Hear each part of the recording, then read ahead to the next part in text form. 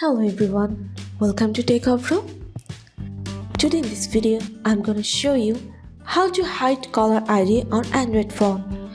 Before starting the video, please subscribe to Techavro.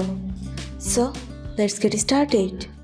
For this, you have to open your keypad and dial here *31#.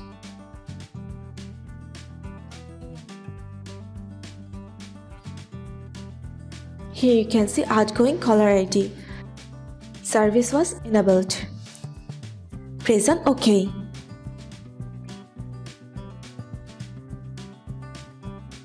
Now if you want to reverse this process, then press on your keypad *31#. Now press on OK.